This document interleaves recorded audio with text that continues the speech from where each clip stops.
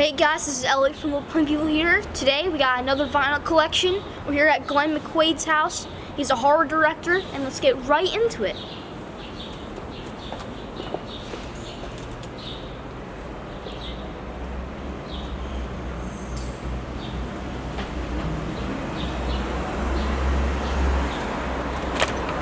How you doing? Good.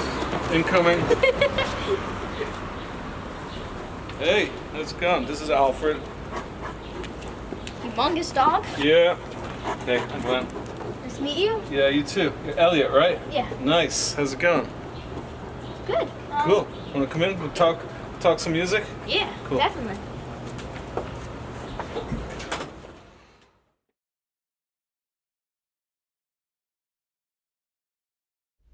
How Hey you doing? guys, I'm good. How are you? Good. All right. Welcome to my home. This is where I come to listen to my records. I've been collecting records since probably around 1984, I think. I'm trying to think maybe what the first record I got was. I think it might have been Thriller by Michael Jackson. And from there, just never really stopped collecting records. I have a lot of records in Dublin, in Ireland, and I brought some of them over here and just never really stopped greedily grabbing as much vinyl as I could. A lot of the stuff from the 80s and early 90s I was getting was basically goth music from bands like Susie and the Banshees and Bauhaus, and then club music hit, and it was just another reason to continue collecting records. So I got into a lot of techno and house music and stuff, and now it's become very popular, so I decided I might as well keep collecting. So these are some of my records. What records do you like to listen to now? It's funny you should ask that. I got a few records over here. Let me see. I'm very happy with this record, Night Demon, but would you believe I have yet to even listen to it? I bought this record for the cover. Just how could you not buy this record? I hope it sounds like what it looks like. Have you heard this? No, not yet. Okay. Crazy album. I'll put it on soon, I swear. But yeah, pristine copy, because as I say, I haven't even opened it. Just like that cover. Nice job, kids. So I think I did find an album that sort of scared the shite out of me, and it's this guy here. I don't know much about him, but he calls himself Trepanning Ritual Allen, maybe Trepanning's Ritual Allen. And all I really know that trepanning is when you drill a hole in your head, and not really sure why you would do that. I guess some people think, they feel really good in it. So this is some pretty severe, kind of creepy, very dark ambient metal music, and this guy's voice in particular just sounds like he's screaming from the bowels of hell and crawling his way back up to the world. It's great stuff. Really, really atmospheric, very dark, sort of blow your head off creepy music. I recommend. Okay. All right. Okay. Some more records. Another seminal record buying moment for me was Polygon Window, Surfing on Sine Waves. This was billed in the record shop that I got it in Dublin as an ambient sort of record, and it's by Richard D. James, who is Aphex Twin, so I fully expected when I threw it on for it to be a sort of a blissful, nice ambient record, but really it's a very dark, violent, strange, scary techno record. I mean, it's danceable, but really, where are you going to dance to this? It's pretty severe, very hardcore, scary, minimal. Love it. Yeah, it kind of looks like it's peaceful. It could, yeah, but then you're wondering, well, why is the typography kind of so weird and evil looking? Evil. It's an evil record. Don't listen to this at home, kids. Listen to it. It's hard to read too. It's like Yeah, it's. Let me see. Surfing on Sine Waves. It's got a real evil sound to it for sure. That's Richard D. James again. But I loved because this came out in the 90s again with that sort of weird watershed of electronic music that was happening. Everything was labeled as ambient. These are it's one of my favorite, but a very short-lived band called Tones on Tail. I'm actually going to be going to see Pop Tone tonight, which is essentially Tones on Tail. This band grew out of Bauhaus. I've got a Bauhaus record here. This is Bauhaus's first single, Bela Lugosi's Dead. It's quite famous. Many people cite it as being one of the first Goth records, except Bauhaus themselves would have never called themselves Goth. I don't think Tones on Tail would have either. But Tones on Tail started, was the guitarist Daniel Ash from Bauhaus, who wanted to go off and do his own music. And this band is definitely a little bit more synth heavy than Bauhaus. They've got a lot of kind of really atmospheric, slowed down songs on them that just captured that time, which was around 1983, captured that time really, really nicely. And The Cure. Love this band.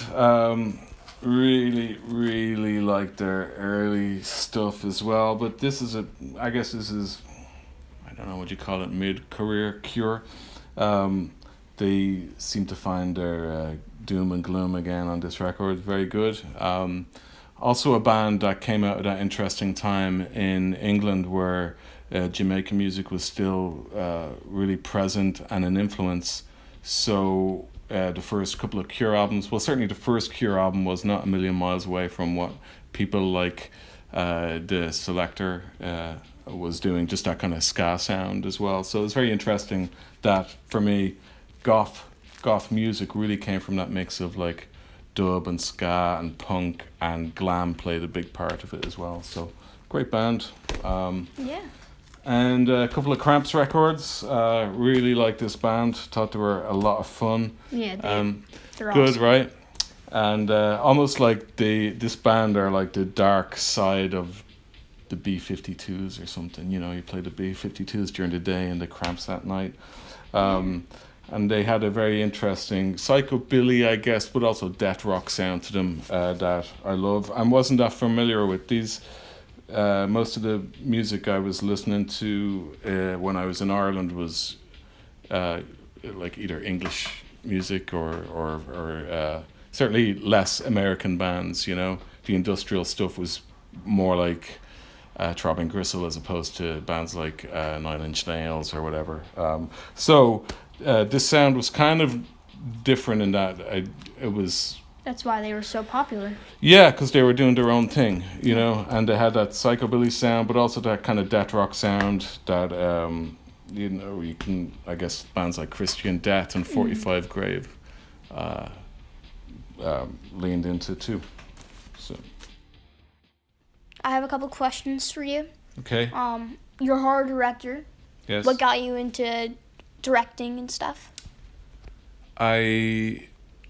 I grew up loving horror. One of the earliest movies I saw was a film called The Beast with Five Fingers, starring Peter Lorre, about a hand that crawls around an old mansion and starts killing people and playing the piano at night and freaking people out. It's an old black and white movie.